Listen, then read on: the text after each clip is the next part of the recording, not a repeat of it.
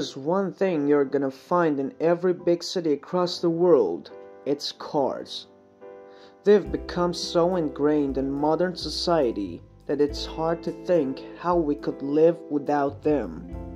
Especially if your daily commute involves more than a short bike ride. There are a lot of cars out there and they come in a stunning variety.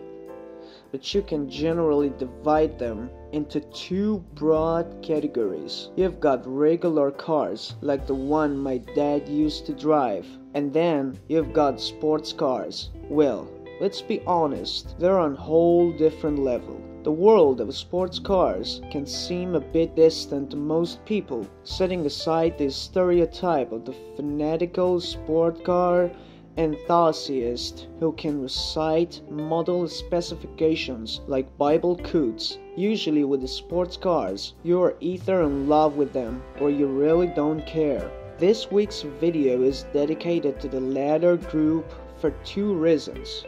Firstly, you don't have to be a sports car maniac to appreciate their fascinating history. And secondly, it would be pretty hard to impress the enthusiasts who have been following this subject for 3 times longer than I've been alive. Now, with that out of the way, we can move on to the subject of this week's Behind the Business video. Italy's premier sports car manufacturer, Ferrari, during the early years of the 20th century, automobiles were still in many ways an emerging invention. Urban areas were doing pretty well in terms of roads and infrastructure, but in the more rural parts of the world, a car was still very much a rare sight. Northern Italy was no exception to this. In its earliest days, the Italian automobile industry was made up almost entirely of small local manufacturers. Most automotive hubs in the country were in fact just the workshops of local engineers. One such workshop was ran by Alfredo Ferrari in the outskirts of Modena, a city in the Emilia-Romagna region of northern Italy. Alfredo worked mainly as a metal worker, but he also repaired cars in his workshop,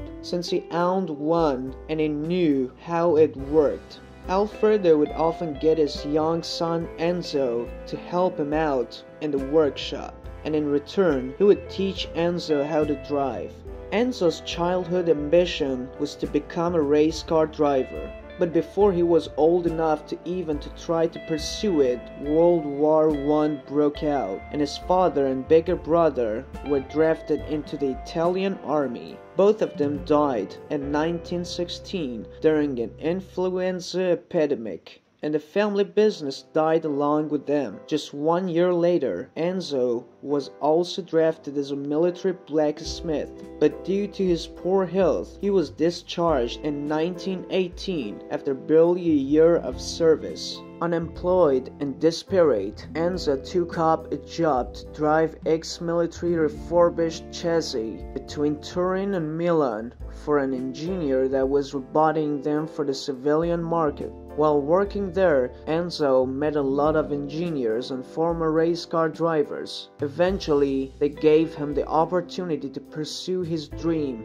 of becoming a race car driver himself. Enzo's first race was the Parma Poggio di Percedo, a hill climb race on October 5th, 1919, where he managed to place 4th. In 1920, he went to drive for Alfa Romeo, and in 1923, he managed to win the Circuito del Savio in Ravenna. The Savio track was one of the most competitive tracks in Italy at the time, and Enzo's victory was a huge surprise. One of the patrons of the race, Count Enrico Baracca, was so impressed with Enzo's performance that he invited him over to his mansion. There, the Count's wife recounted the tale of their deceased son, Italy's top-scoring fighter ace from World War I, Francesco Baracca. Francesco was credited with 34 aerial victories, the highest among all Italian pilots from the war. His plane was decorated with the fearsome cavallino rampante, a black horse prancing on a white background. The Countess was so impressed with Enzo's racing skills that she dedicated her son's emblem to him.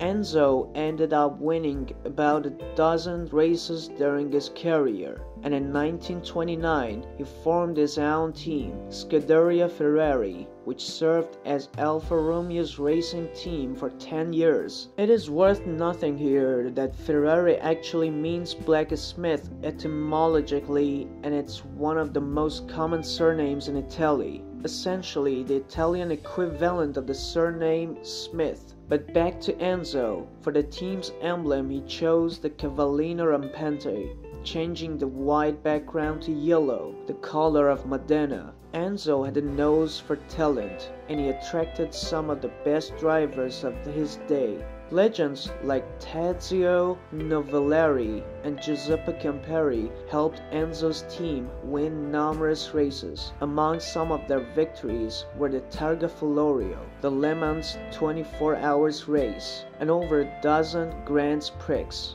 In 1938, Alfa Romeo decided to disband Scuderia Ferrari in order to build a team with their own name. At first, Enzo remained as a manager of the new team, but just 1 year later, he left Alfa Romeo in order to form his own company, Autoavia Castrazioni. Enzo's departure came with a sizable severance package, but under the condition that he would not compete with Alfa Romeo's new racing team for a period of 4 years. During that time, his company manufactured machine tools and aircraft parts for Mussolini's fascist government. Although in 1940, Enzo did try to design a race car of his own, the AAC 815. In just under 4 months, Enzo designed and built 2 of those cars. Only one of them still exists, and it's now a part of the Regeni collection, one of the Italy's finest private car collections, housed in a 15th century castle outside Modena. As World War II drew to a close, the Allies ended up bombing Enzo's factory, but he had it back up and running by 1946. 1 year later, Enzo unveiled the Ferrari 125S, the first car to race under the Ferrari name. Unlike the 815, which used an 8-cylinder engine designed by Fiat, Enzo had his engineers develop their own V-shaped engine with 6-cylinder on either side. The V12, as it is called, has remained Ferrari's go-to engine for most of the models built since the Second World War.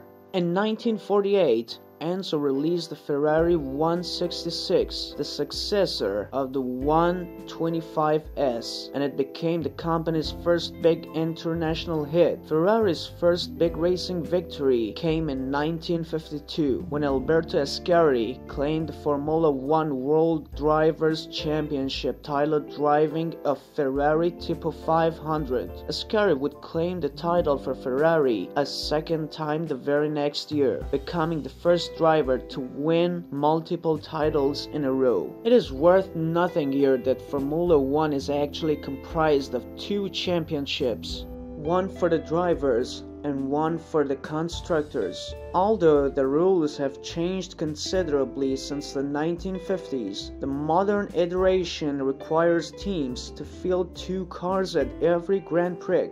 The teams can have up to 4 drivers per season, and these drivers win points both for themselves and their team after every race. Only the first 10 drivers to finish a race are awarded any points at all, and at the end of the season, the driver with the most points wins the Drivers' Championship. The same method is used to determine which team wins the Constructors' Championship, but because teams can have multiple drivers, sometimes the 2 titles don't go to the same team. Anyway, back to Ferrari. In 1957, they released the Ferrari 250 Testa Rossa, which continued the company's victory spree as it secured 3 World Sports Car Championship titles in 1958, 1960, and 1961. The beginning of the 1960s, however, was actually a very turbulent time for Ferrari. Several senior employees had opened Enzo's decision to involve his wife, Lara, as a manager of the company. And you can subscribe to our channel by clicking here in the middle. Don't forget to follow us on social media, and as always, stay smart.